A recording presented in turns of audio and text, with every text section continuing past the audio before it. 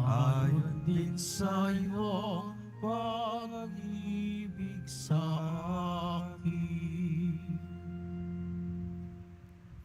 Sa ngalan ng Ama at ng Anak at ng Espiritu Santo, Amen. sumainyo ang Panginoon. At sumaiyo rin. Mga kapatid, aminin natin ang ating mga kasalanan upang tayo ay maging marapat gumanap sa banal na pagdiriwang. Inaamin ko Sa makapangyarihang Diyos at sa inyo mga kapatid, na lubha akong nagkasala sa isip, sa salita, sa gawa at sa aking pagkukulang. Kaya sinasamo ko sa mahal na Birhen Maria, sa lahat ng mga anghel at mga banal, at sa inyo mga kapatid na ako'y panalangin sa Panginoong ating Diyos. kaawaan tayo ng makapangyarihang Diyos, patawarin tayo sa ating mga kasalanan at patnubayan tayo sa buhay na walang hanggan. Amen. Panginoon, kaawaan mo kami. Panginoon, kaawaan mo kami. Kristo, kaawaan mo kami. Kristo, kaawaan mo kami. Panginoon, kaawaan mo kami. Panginoon, kaawaan mo kami. Manalangin tayo.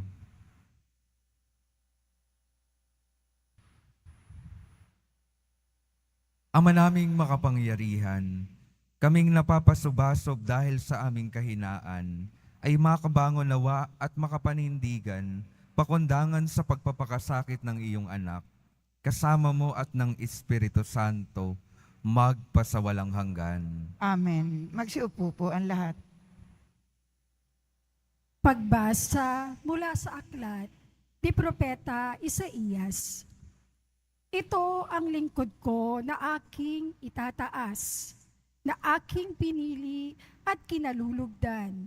Ibubuhos ko sa kanya ang aking espiritu, at sa mga bansa ay siya ang magpapairal ng katarungan.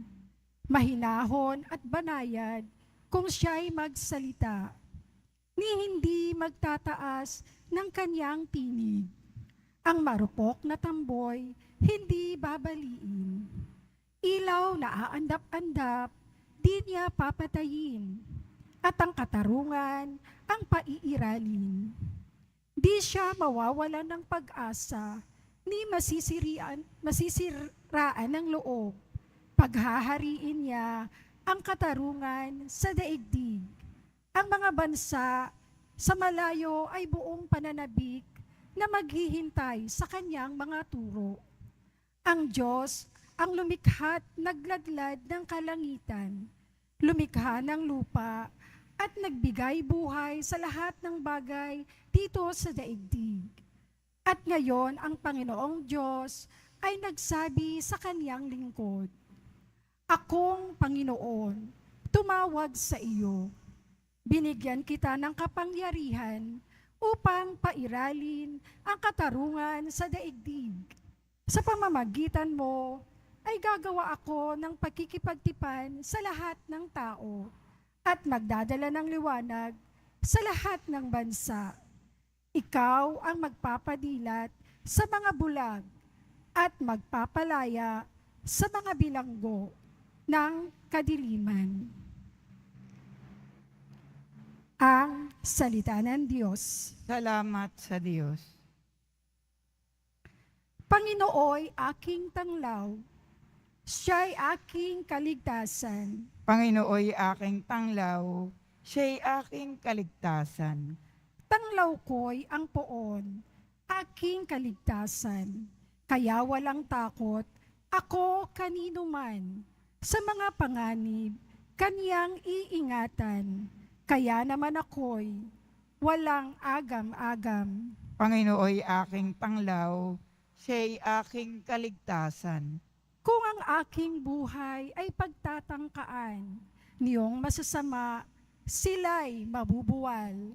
Panginooy aking tanglaw, sila'y aking kaligtasan.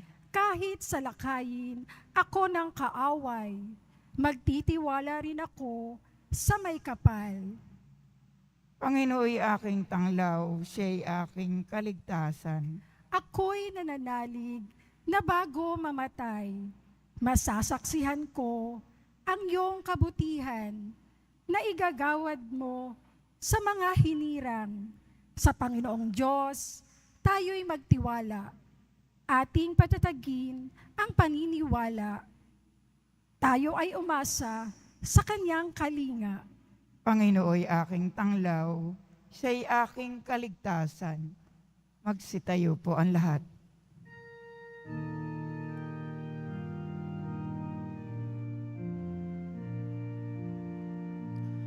Nagpupuri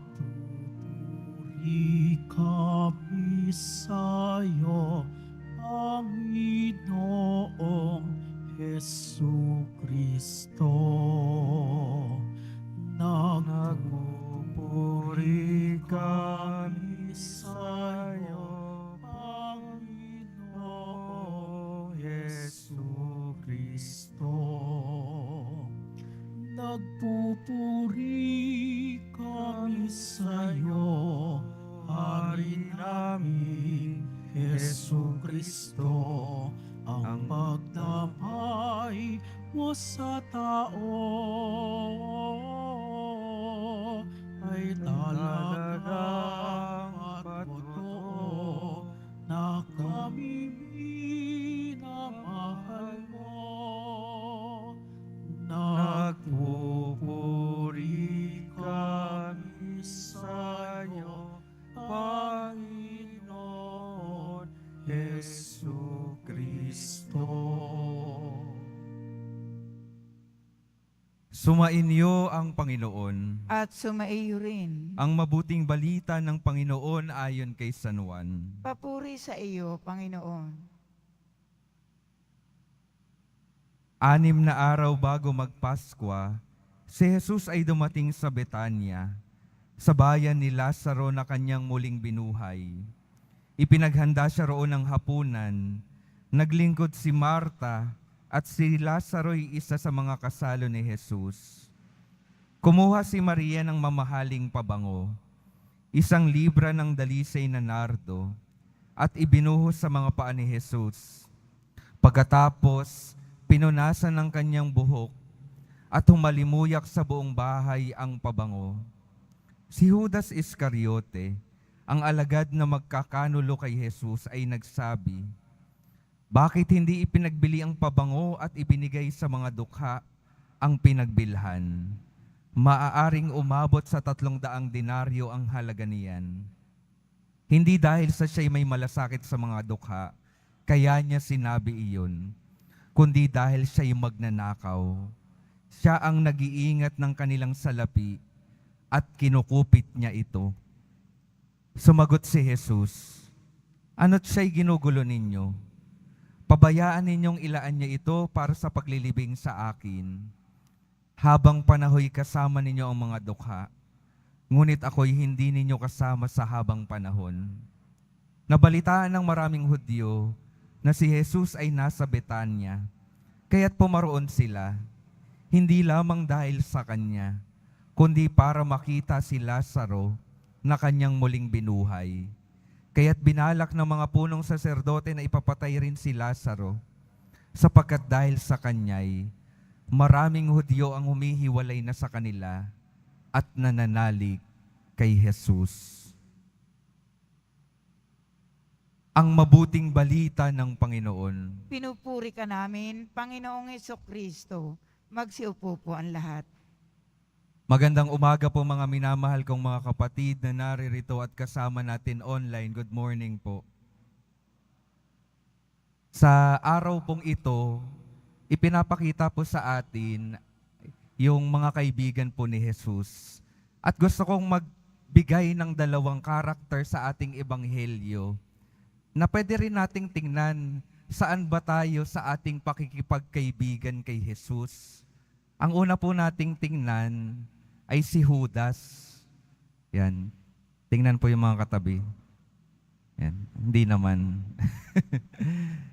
Si Judas po, sa kanyang pakikipagkaibigan kay Jesus, nakita po natin, napakinggan natin sa Ebanghelyo, noong si Maria ay naglagay ng mamahaling pabango sa paanan ni Jesus, ang sabi ni Judas, bakit hindi na lang ipinagbili yung pabango?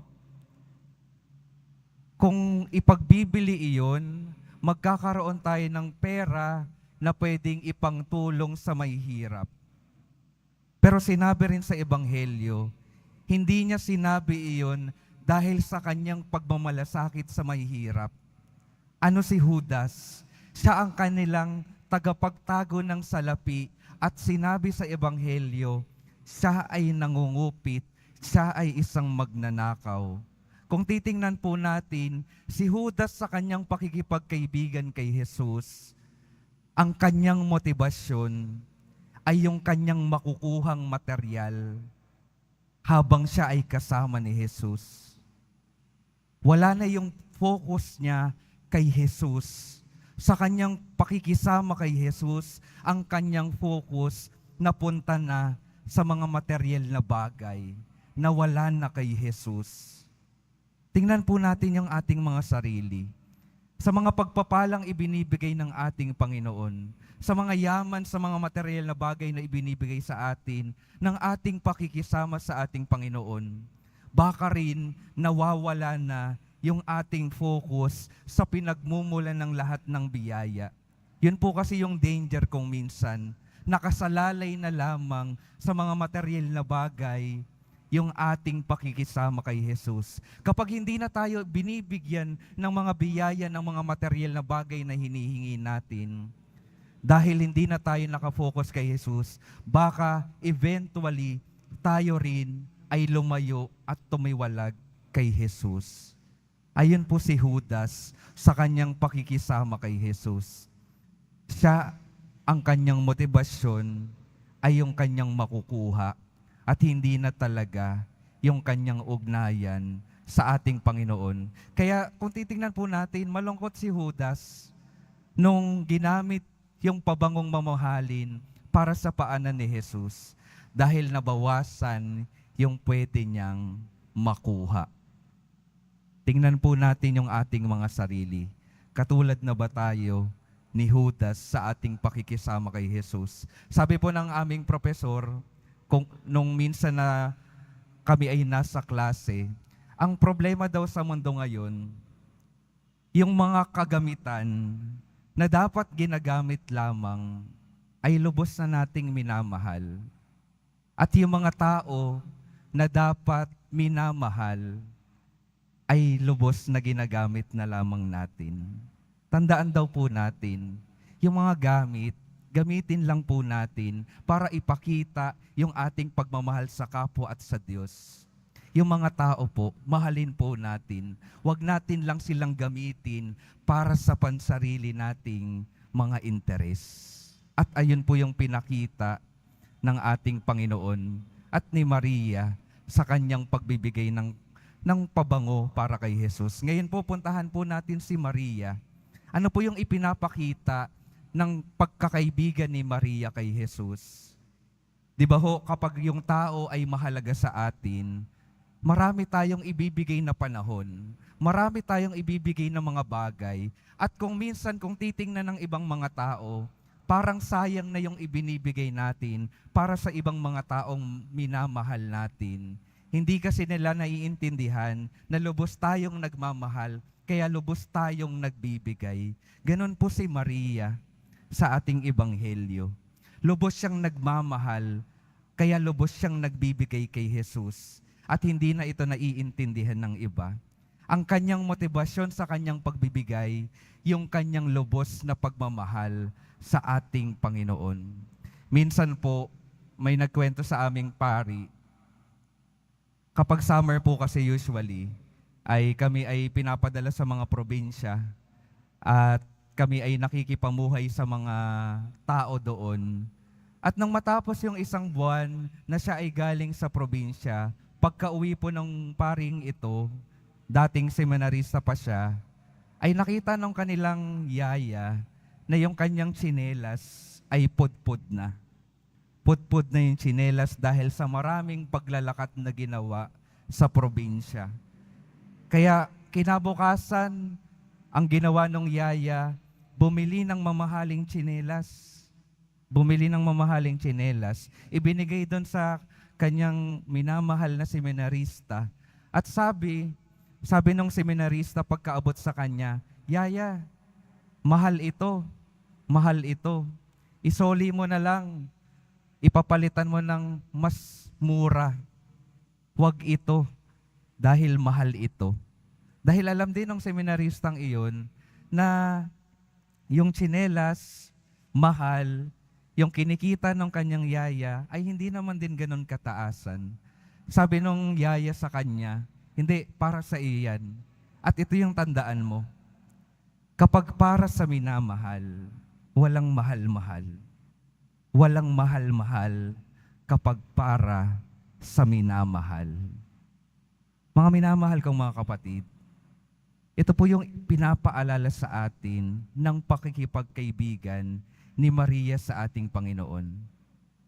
Walang mahal-mahal dahil lubos niyang minamahal yung ating Panginoon. Nawa matuto tayong magbigay din ng lubos ng ating panahon, ng lubos ng ating pagmamahal, ng lubos ng ating paglilingkod sa ating Panginoon na lubos ding nagmamahal sa atin, na lahat-lahat din ay ibinigay sa ating lahat dahil sa kanyang pagmamahal. Kaya ang imbitasyon po sa atin, patuloy na tingnan yung ating sarili. Tingnan natin kung ang pakikisama natin sa Panginoon ay katulad kay Judas, nakafocus sa makukuha. O yung ating pakikipagkaibigan kay Jesus, katulad kay Maria, nakafocus sa kung ano pa yung maibibigay dahil mahalaga yung pagbibigyan.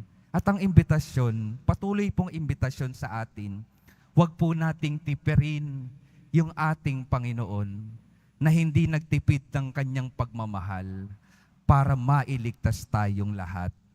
Amen.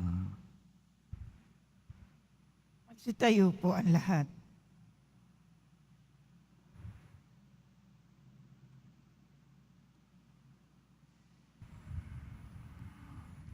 Minamahal kong mga kapatid, sa kabutihang loob ni Jesus, inanyayahan tayo na lumapit sa Kanya ng buong pagpapakumbaba para sa kapatawaran ng ating mga kasalanan.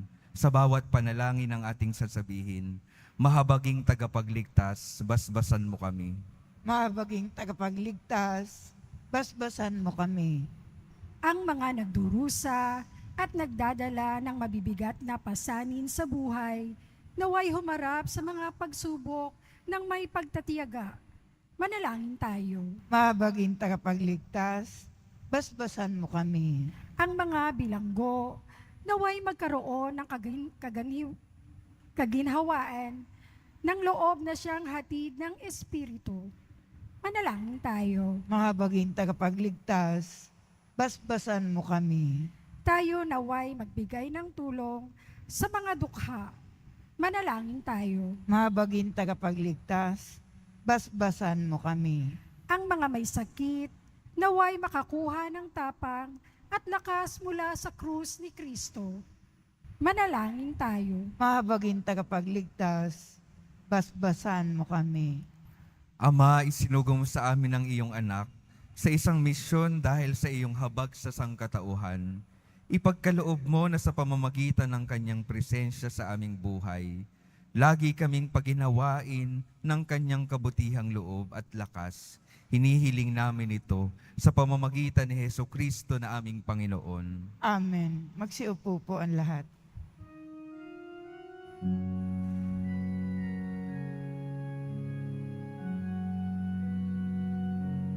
Sa gitna ng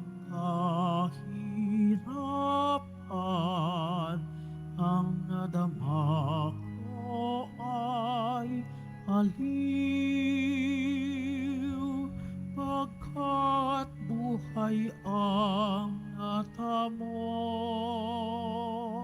sa pangako mo sa akin. Sa'yo, Ama, aming handog ang tinapay at alak na ito, handog ng iyong bayan, sumasamo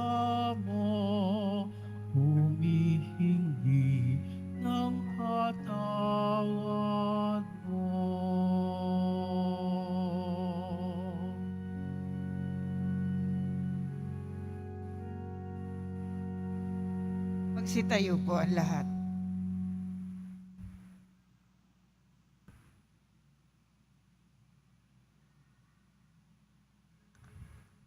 Manalangin kayo mga kapatid upang ang paghahain natin ay kalugdan ng Diyos Amang makapangyarihan. Tanggapin nawa ng Panginoon itong paghahain sa iyong mga kamay, sa kapurihan niya at karangalan, sa ating kapakinabangan at sa buong sambayanan niyang banal. Ama naming lumikha, tunghayan mo ang ginaganap naming paghahain na iyong inilalaan upang patawad mo'y maibigay sa amin at pamungahin mo sa amin ang buhay na walang maliw. Sa pamamagitan ni Hesukristo, kasama ng Espiritu Santo, magpasawalang hanggan. Amen.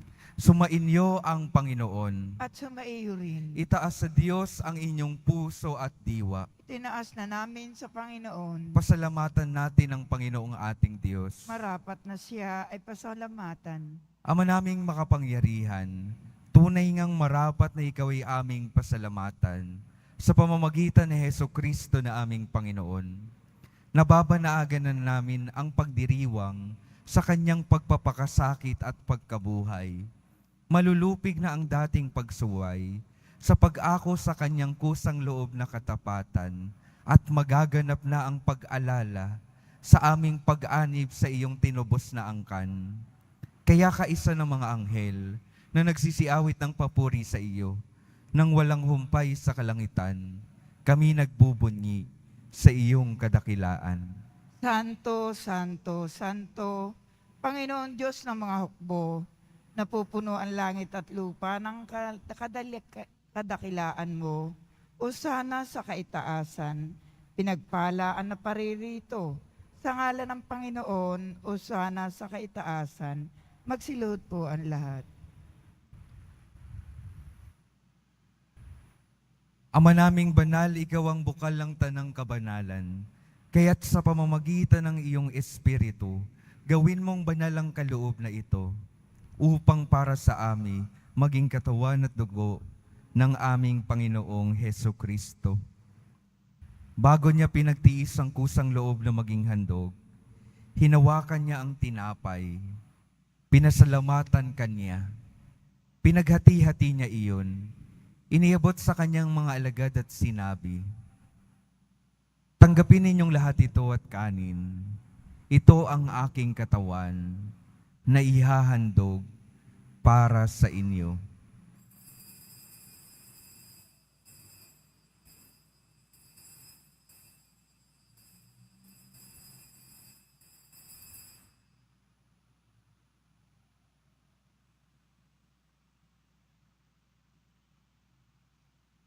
Gayon din naman nung matapos ang hapunan, hinawakan niya ang kalis, muli kanyang pinasalamatan.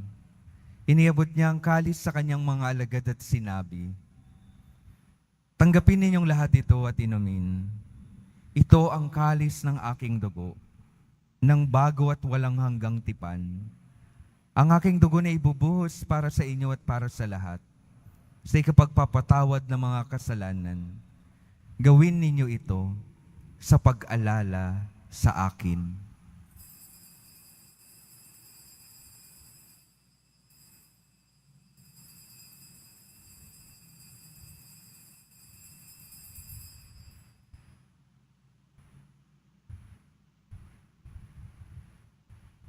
Magsitayo po ang lahat. Ipagbunyi natin ang misteryo ng pananampalataya. Si Kristo'y namatay, si Kristo'y nabuhay, si Kristo'y babalik sa wakas ng panahon. Ama, ginagawa namin ngayon ang pag-alala sa pagkamatay at muling pagkabuhay ng iyong anak. Kaya't iniaalay namin sa iyo ang tinapay na nagbibigay buhay at ang kalis na nagkakaloob ng kaligtasan. Kami nagpapasalamat dahil kami iyong minarapat na tumayo sa harap mo para maglingkod sa iyo. Isinasama namin kaming magsasalo-salo sa katawan at dugo ni Kristo ay mabuklod sa pagkakaisa sa pamamagitan ng Espiritu Santo. Ama, lingapin mo ang iyong simbahang laganap sa buong daigdig. Puspusin mo kami sa pag-ibig. kaisa ni Francisco na aming Papa, at ni Jose na aming Obispo, at ng Tanang Kaparian. Alalahanin mo rin ang mga kapatid naming nahimlay, nang may pag-asang sila'y muling mabubuhay. Gayon din ang lahat ng mga pumanaw. Kaawaan mo sila at patuloyin sa iyong kaliwanagan. Kaawaan mo at pagindapatin kaming lahat na makasalo sa iyong buhay na walang wakas. Kaisa ng mahal na Birheng Maria na Ina ng Diyos, ng kabiyak ng puso niyang si San Jose, kaisa ng mga apostol, ni San Juan Bautista, at ng lahat ng mga banal na namuhay dito sa daigdig ng kalugod-lugod sa iyo. Maipagdiwang nawa namin ang pagpupuri sa ikararangal mo sa pamamagitan ng iyong anak na aming Panginoong Hesu Kristo. Sa pamamagitan ni Kristo, kasama niya at sa Kanya, ang lahat ng parangal at papuri ay sa iyo, Diyos Amang makapangyarihan, kasama ng Espiritu Santo, magpasawalang hanggan. Amen. Sa tagubilin ng mga nakagagaling na utos at sa turo ni Jesus, na Panginoon natin at Diyos, ipahayag natin ng lakas loob. Ama namin, Ama namin, sumasalangit ka, sambahin ang ngalan mo. Mapasa amin ang kaharian mo. Sundin ang loob mo dito sa lupa para nang sa langit. Bigyan mo kami ngayon ng aming kakanin sa araw-araw at patawarin mo kami sa aming mga sala para ng pagpapatawad namin sa nagkakasala sa amin. At huwag mo kaming ipahintulot sa tukso at iadya mo kami sa lahat ng masama. hinihiling namin kami iadyas sa lahat ng masama, pagkalooban ng kapayapaan araw-araw, iligtas sa kasalanan, at ilayo sa lahat ng kapahamakan, samantalang aming pinananabikan ang dakilang araw ng pagpapahayag ng tagapagligtas naming si Hesu Kristo. Sapagkat iyo ang kaharian at ang kapangyarihan at ang kapurihan magpakailanman. Amen. Panginoong Hesu Kristo, sinabi mo sa iyong mga apostol, kapayapaan ang iniiwan ko sa inyo, ang aking kapayapaan ang ibinibigay ko sa inyo. Tunghayan mo ang aming pananampalataya at huwag ang aming pagkakasala. Pagkalooban mo kami ng kapayapaan at pagkakaisa, ayon sa iyong kalooban, kasama ng Espiritu Santo, magpasawalang hanggan. Amen. Ang kapayapaan ng Panginoon ay laging sumainyo. At sumaiyo rin. Magbigayan kayo ng kapayapaan sa isa't isa.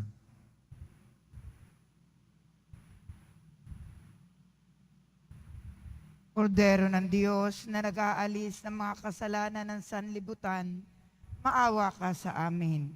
Kordero ng Diyos na nag-aalis ng mga kasalanan ng sanlibutan, maawa ka sa amin. Kordero ng Diyos na nag-aalis ng mga kasalanan ng sanlibutan, ipagkaloob mo sa amin ang kapayapaan. Magsiluhod po ang lahat.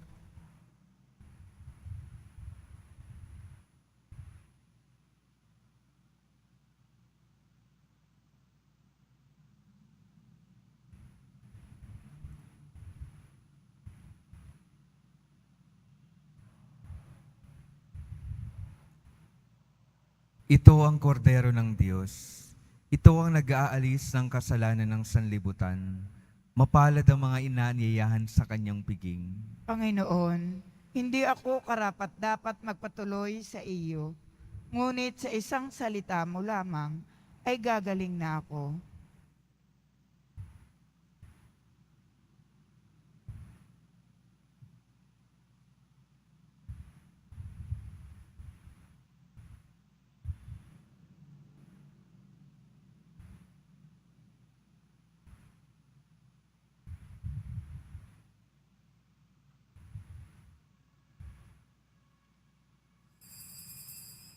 Para sa lahat ng tatanggap ng komunyon, sasagot po tayo ng amen. Pagkasabi ng pare o ng lay minister ng katawan ni Kristo, at isubo agad sa bibig bago umalis sa harapan ng pare o ng lay minister. Sumunod po tayo.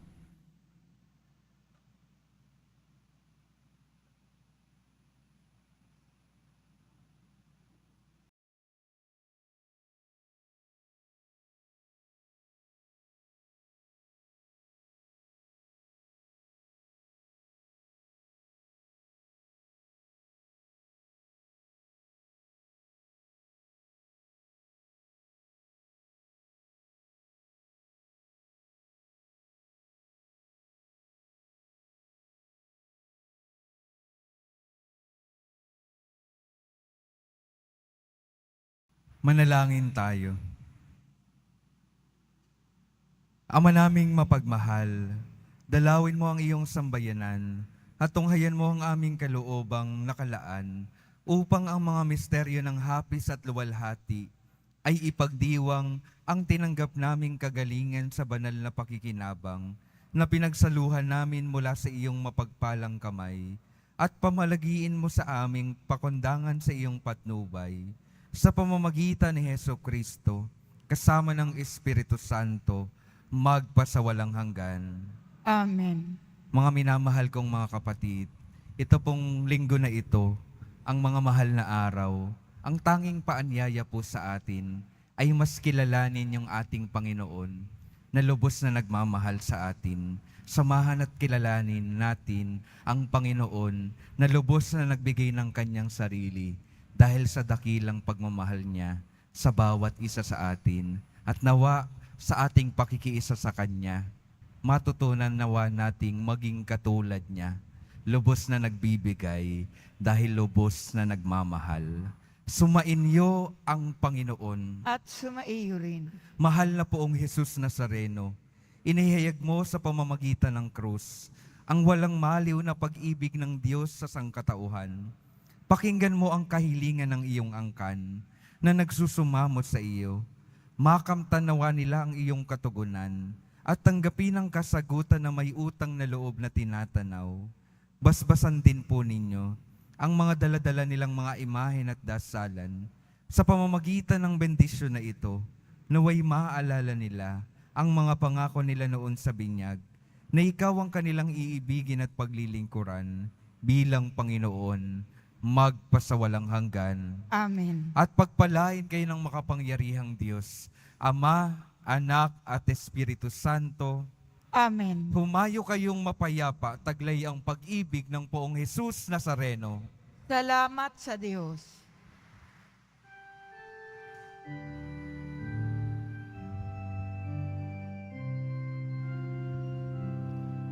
Nuestro Padre Jesús Nazareno, sinasamba ka namin, pinipintuho ka namin, aral mo ang aming buhay at kaligtasan. Nuestro Padre Jesus Nazareno, iligtas mo kami sa kasalanan. Ang krus mong hinamatayan ay sagisag ng aming kaligtasan. Nuestro Padre Jesus Nazareno, dinarangal ka namin. Nuestro Padre Jesus Nazareno, niluluwalhati ka namin. Nuestro Padre Jesus Nazareno, dinarangal ka namin. Nuestro Padre Jesus Nazareno, niluluwalhati ka namin.